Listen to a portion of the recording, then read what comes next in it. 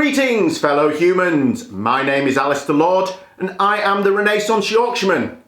In my previous video, I spoke a little bit about the narrative surrounding the Ukraine and Russia and NATO, and how in mainstream media they generally, there are exceptions, but as a general rule they don't talk about the role of the arms trade and how America spends 40% of all the money spent on the arms trade on planet Earth, and how it's worth $2 trillion, and how in fact if we use those resources into other things such as education systems, then we could in fact solve all the problems that we have on planet Earth, but not if we remain within the linear constructs of ideological late-stage capitalism. Now basically the solutions to the problems that we face as humans and the problems that our planet faces because of our activity as humans, and by the way, there's this phrase that is often bandied around, our planet is fragile. No. Our planet is not fragile. It is under assault because of the socio-economic system that we have. So let's not go down that road. So basically the solutions that we're looking at fall into one of two categories. One is systems change and the other is consciousness change of humans. So consciousness change would be like more people doing meditation and yoga. I mean, that's a fairly simplistic part of it, but that is certainly part of it. But also people addressing their trauma, doing Jungian shadow work. But I don't want to talk about those things today. I want to talk a little bit about systems change, because I believe that there are three things that we could change, and if we change them this year, basically we could solve all our problems by the end of the decade. And they are the financial system as it currently exists, the arms trade, and the war on drugs. So in this video, I'm just going to talk about the global financial system and what an absolute shit show and stitch-up it is by the banksters. And I mean, you know, the people who put this system together, I mean, they put Pablo Escobar and El Chapo to shame, do you know what I mean? With their absolute brazen theft and assault on societies and the planet. And there are some people, you know, in the sort of liberal or centrist wing who talk about things like a wealth tax. No. Let's forget a wealth tax. It's just far too linear thinking. We need to completely bin the global financial system as it currently exists and enact a new medium of exchange locally and worldwide. So first of all, before I really get into the global financial system, and I'm going to be talking about the nature of fiat currencies, fractional reserve banking and debt-based currencies, because if you don't know what these three things are, you really do not understand how money functions today. But before we get into that, I want to talk a little about the philosophical underpinning. And that philosophical underpinning can be summed up with the 5 capitals framework. Now, I have made previous videos on the 5 capitals framework, so I'm not going to go into a huge amount of detail. If you studied sociology or economics before at school or university, you might have heard of land, labour and capital. And I think it was Karl Marx who first wrote about them, but they've certainly been developed by capitalist economists, and they're actually extremely useful tools. So this idea of land, labour and capital has morphed slightly and been developed, and it's now the 5 capitals framework. So land, in the traditional analysis, we're really talking about natural capital and to a certain degree manufactured capital. So what is natural capital? Well, this is things like trees, forests, mountains, rivers, coastlines. So things in the natural world that we humans can use for productive economic activity. So you can cut a forest down and turn it into paper, for example. Now that may or may not be a good long-term strategy, but you know, it can be quite complicated. Manufactured capital, depending exactly how you analyse it, could be classed as land or capital. But manufactured capital is really things like roads, factories, schools, buildings, cities, all the things that humans make which make economic activity much more productive than it would be without them. Labour is then split into two parts. So you have human capital and social capital. So human capitals is the skills that you have as an individual have. So in my own case, I've got skills in meditation, I can speak Spanish, I can ride a bike, I can drive a car. I was a teacher for 20 years, so I have a certain level of skill in dealing with people. I can make videos like this. So any kind of skill that you have could be classed as human capital, but that's more on a kind of individual basis.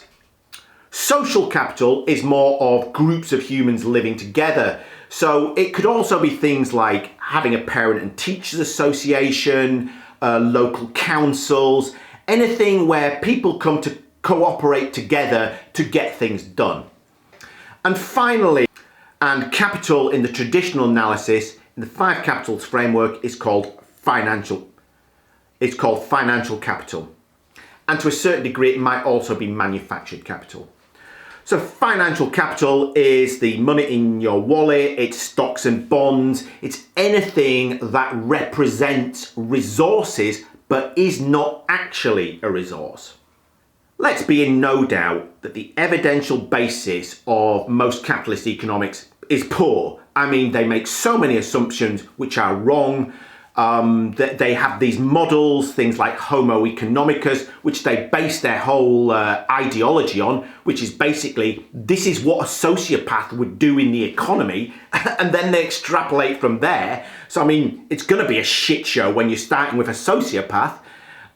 I would argue that the philosophical underpinning of ideological late-stage capitalism is that financial capital is ranked first, social capital is ranked last, and in the middle you've got the three remaining parts of the five capitals framework: manufactured capital, human capital, and natural capital. Now, you could make a case that manufactured capital is second, or natural capital is second, or human capital is second. You could make a case for a different order in the middle, but absolutely ideological late-stage capitalists value financial capital first and social capital last.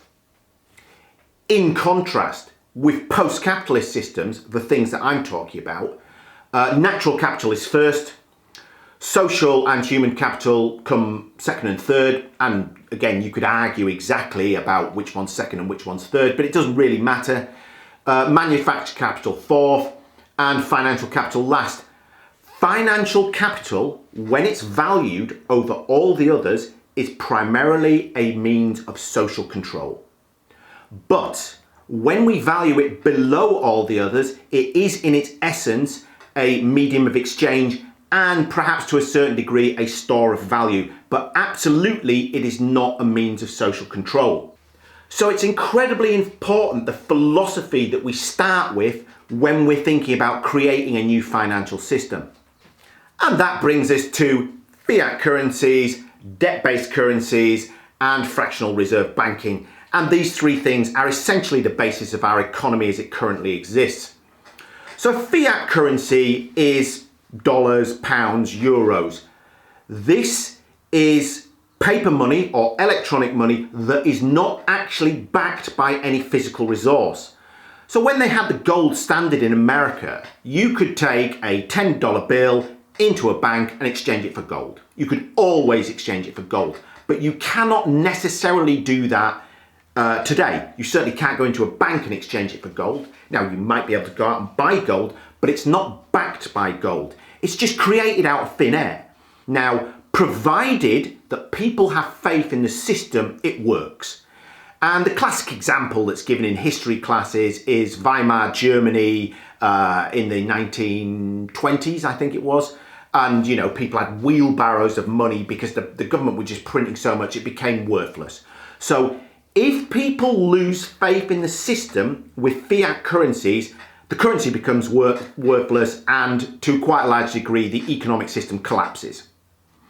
And that brings us to debt-based currencies and fractional reserve banking. And something can be a fiat currency and a debt-based currency. In fact, all the currencies that exist today are both fiat currencies and debt-based currencies. So with fractional reserve banking, it's easiest to give you an example. Now let's imagine that I'm some kind of venture capitalist and I want to open a bank, and I've been given permission by the government or the Bank of England or whoever to open a bank. Now let's say that the fractional reserve requirement that is dictated by the central bank or by the government is 9 to 1, 1 to 9. And I have £1,111.12 and I deposit that in my bank. And then someone comes into my bank and they want to borrow £10,000. Now, because I have more than 1/9 of that, I can create £10,000. I just type it into a computer and voila, it exists, right? That's it. I just make up the money. And that's what bankers do today. They just make it up out of thin air. That is fractional reserve banking. They're just making up money. So someone comes in, they want to borrow £10,000. And because I have 1/9 of that in bank deposits, I create £10,000. And then I lend it to this person. But I lend it out at interest. So I say to them, okay, well, I'm going to charge you 10% interest a year. If you don't like those terms, I'm not going to lend you the money. So this person needs the money, so they accept the terms. So they owe me £11,000. I've lent them £10,000. Now here's the thing. £10,000 is created and circulates in the system, but £11,000 of debt exists because it's the principal and the debt. So the debt can never be repaid because there is never enough money circulating in the system to repay all the debt. Parts of the debt can be repaid. And people will say things, but they'll make a profit and other money will come in. But all of that money is being created with debt as well. So all the money is created in this way. So as soon as you start multiplying what I've just explained, £10,000 being created, but £11,000 of debt, once you multiply this hundreds, thousands, millions, billions, trillions of times, you come to understand why there is so much debt and why it can never be repaid. And this money is owed to private banking cartels. Never forget that. Those banks are privately owned. As a general rule, they are not owned by the government. So therefore, they are not owned by the people. So money is being issued not on behalf of the people, but as a means of social control. And yes, it still functions as a medium of exchange because that's what it's there for. But there is simply no escaping that it is a means of social control. And I'd like to read you a quote from The End of Money and the Future of Civilization by the economist Thomas Greco. And he says this: debt within the current system is destructive in two ways. First, because of the interest, usury, that must be paid for the use of money, bank credit. And second, because of the collateral that must be forfeited when the debtor is unable to make a repayment. The chronic insufficiency of money assures that there will inevitably be some forfeitures. It is interesting to note that the word mortgage derives from the roots that means death pledge, a kind of gamble. It is almost impossible anymore for a family to acquire a house without undertaking the death gamble.